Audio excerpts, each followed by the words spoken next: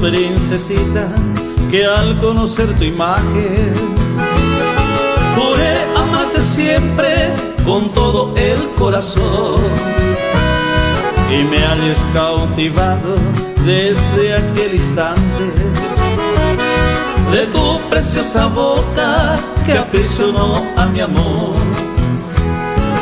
Son tus ojos negros, los faros con sus luces, que alumbra mi camino, tú también has de saber.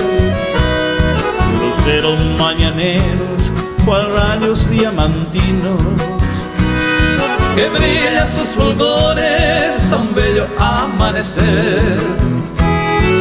Bella virgencita amada, como quisiera besar tu boca de miel, que es un rico fontanar.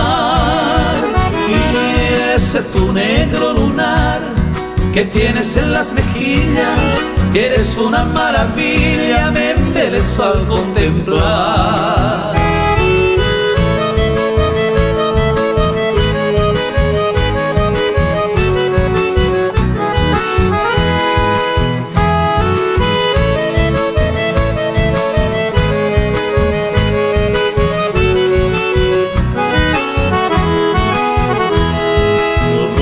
Que son rojas cual pétalos de rosa, le da un encanto vivo a su mágico lunar. Y tu amable sonrisa, mi ninfa soberana, es bálsamos que cura a mis penas sin cesar. Y era Dios que mañana de corazón unido guiara nuestro destino con mucha felicidad. Entonces, Josefina, yo de cantarte ufano mis más bellas estrofas por toda la eternidad.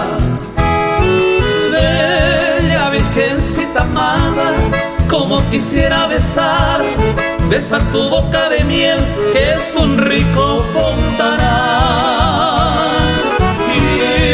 Tu negro lunar que tienes en las mejillas, que es una maravilla, me embelezo al contemplar.